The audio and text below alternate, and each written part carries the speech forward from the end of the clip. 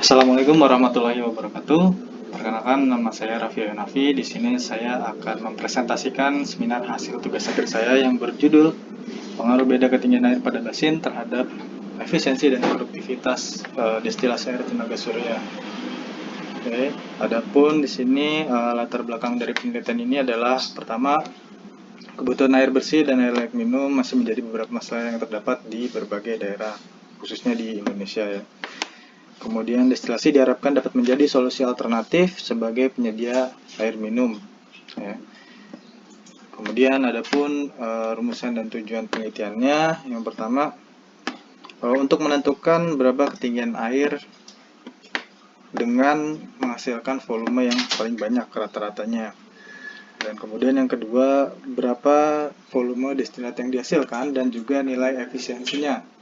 Serta yang ketiga, bagaimana hasil kualitas air hasil destilasi tersebut, apakah layak untuk dikonsumsi atau tidak. Oke, adapun batasan masalah yang pada penelitian ini adalah pertama, air yang digunakan adalah air sungai. Kemudian kedua, pengambilan data dilakukan pada pukul 8 pagi sampai dengan jam 4 sore. Yang ketiga, pengambilan data dilakukan pada cuaca tidak hujan dan menggunakan Arduino untuk pengambilan data, serta dibantu dengan pengambilan data secara manual untuk mencocokkan atau mengkalibrasi. Kemudian yang keempat, untuk ketinggian asumsi yang akan diuji adalah 6 cm, 8 cm, dan 12 cm terhadap yang 10 cm. Untuk yang kelima, bahan destilatornya berupa kaca dengan double kaca ya, 2 kaca, dan kemiringannya 45 derajat. Oke. Ini ada sedikit prinsip kerja dari alat destilasinya. Yang pertama, menginput air sungai. Jadi destilasi ini memanfaatkan prinsip penguapan dan pengembunan, di mana penguapan dan pengembunan ini dibantu dengan radiasi matahari. Jadi alat tersebut bisa bekerja ketika ada intensitas radiasi yang cukup. Oke. Prinsip kerjanya yang pertama yaitu menginput air sungai, atau memasukkan air sungai sesuai dengan ketinggian yang akan diuji tadi kepada sistem destilasi, kemudian dibantu dengan radiasi matahari, maka pada waktu ini adalah yang terjadi penguapan. Dan pada siang hari biasanya itu sudah terjadi mulai proses pengembunannya. Dan kemudian outputnya adalah air bersih. Ini adalah nilai efisiensi alat destilasinya. Rumus efisiensinya adalah massa kondensat atau massa air hasil destilasinya dikalikan dengan panas laten penguapannya dibagi dengan luas plat penyerapnya dikali dengan intensitas radiasi mataharinya ya. Kemudian dikali dengan lamanya waktu pengujian. Oke, ini adapun diagram alir penelitiannya adalah sebagai berikut. Yang pertama, mengidentifikasi masalah apa yang ingin kita uji, kemudian studi literaturnya, lalu memasukkan air pada alat destilasinya sesuai dengan yang tadi kita ingin uji. Ya. Kalau di sini ingin diuji adalah asumsinya yaitu tadi ketinggian 6 cm, 8 cm, dan 12 cm terhadap yang 10 cm. Kemudian berikutnya jika sudah sesuai maka dilanjutkan dengan pengujian alat. Setelah pengujian alat dikumpulkanlah data dan kemudian analisa dan kesimpulannya. Oke, metode penelitiannya yaitu menggunakan metode eksperimental dengan menguji kedua alat destilasi tersebut dengan asumsi tadi ya, variasi ketinggian yang berbeda dan juga terhadap ketinggian air yang konstan ya, atau yang 10 cm tadi. Hasil yang ingin didapat adalah pertama, efisiensi, berapa besarnya nilai efisiensi yang dihasilkan. Kedua, jumlah banyaknya air, jadi berapa banyaknya air bersih yang dihasilkan. Dan ketiga, apakah air hasil destilasi tersebut aman untuk dikonsumsi sebagai air minum. Nah, ini adalah skema alat destilasi yang tadi sudah saya jabarkan. Jadi di sini dia menggunakan dua kaca atau double slope tadi dengan kemiringan 45 derajat. Ya, ini menggunakan kaca dengan ketebalan sekitar 0,3 cm. Ya, dengan rangka sebagai berikut. Ya. Kemudian, nah ini ada gambar juga untuk tampak ke depan dan juga tampak sampingnya seperti ini. dimensi pada basin ini adalah 108 cm dikali 60 cm ya, dimana panjangnya ini 108 dan lebarnya 60 cm basinnya. Kemudian ini ada syarat wajib air bersih berdasarkan peraturan Menteri Kesehatan. Ada beberapa parameter wajib ya yang harus dipenuhi sebagai kelayakan air bersih atau air layak minum. Kemudian ini hasil dan pembahasannya setelah diuji di lab Dinas Lingkungan Hidup Serang, Kota Serang, didapati adalah hasilnya sebagai berikut ya. Jadi ada beberapa memang yang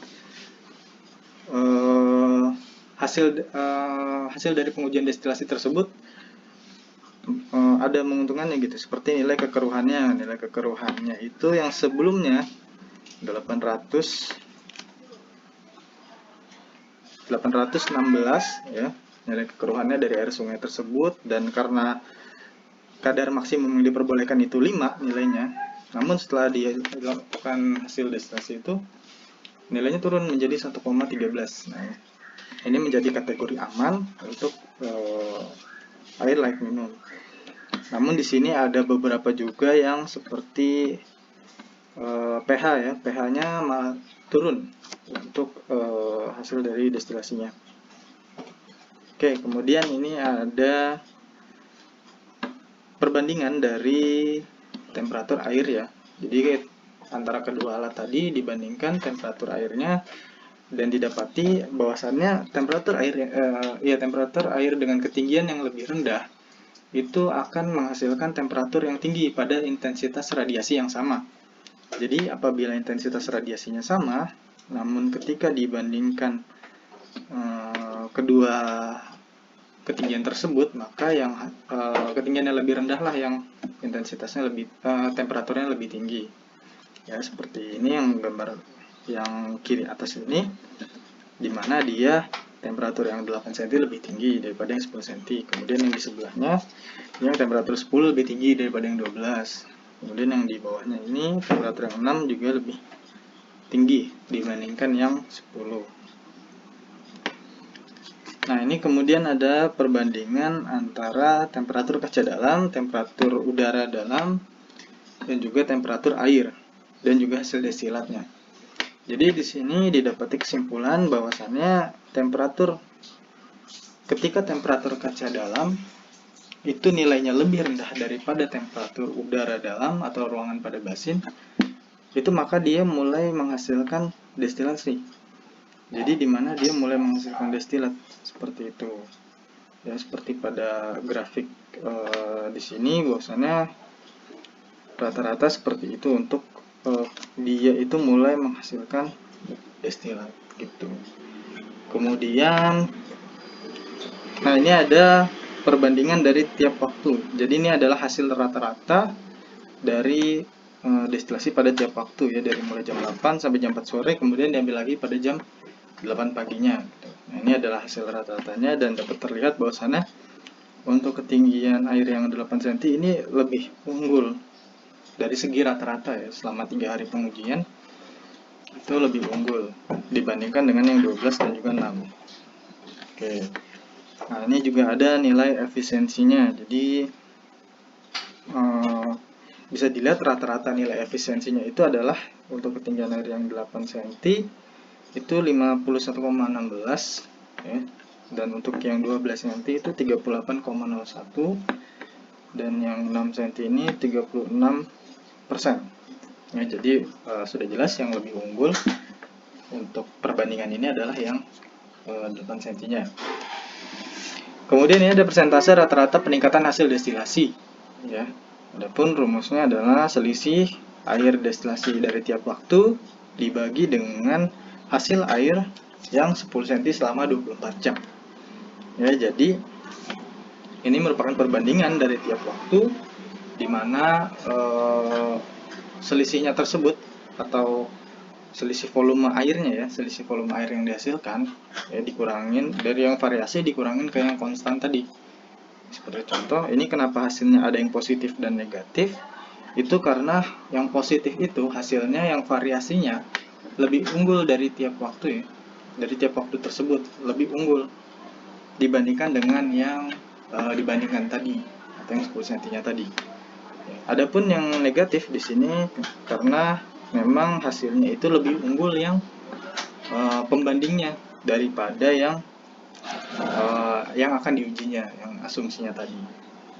Ya, bisa terlihat di sini. Adapun yang 6 cm juga dia mengalami selisihnya itu besar pada waktu pagi sampai sore. Namun ketika dibandingkan lagi dengan hasil yang pagi lagi, itu maka efisiensinya turun atau hasil destilatnya turun seperti itu. Atau lebih besar yang 10 cm-nya pembandingnya. Oke, dan ini adalah pertama, air setelah destilasi masih belum memenuhi syarat wajib air layak minum ya. Jadi dari tadi salah satunya adalah nilai pH-nya ya, yang malah turun ke asam.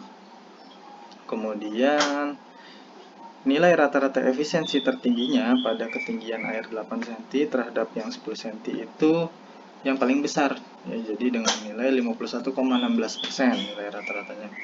Terakhir, hasil destilasi rata-rata terbanyaknya yaitu juga pada yang 8 cm terhadap 10 cm, yaitu volumenya 1397 ml per harinya. Ya, adapun saran untuk penelitian ini adalah yang pertama, untuk pengambilan data sebaiknya dilakukan pada musim kemarau. Kenapa? Karena untuk memaksimalkan hasil dari destilatnya ya, memaksimalkan proses penguapannya tadi. Kemudian yang kedua, pembersihan pipa talang pada alat destilasi sebelum dilakukan pengujian ya, sebaiknya dilakukan pembersihan dulu. Kenapa? Karena khawatir itu mempengaruhi kualitas dari air tersebut, air hasil destilasinya ya. Kemudian untuk lebih sering diperiksa lagi agar dipastikan data tersimpan pada microSD dan juga benar ya, karena khawatir datanya banyak yang salah. Oke, cukup sekian. Terima kasih. Wassalamualaikum warahmatullahi wabarakatuh.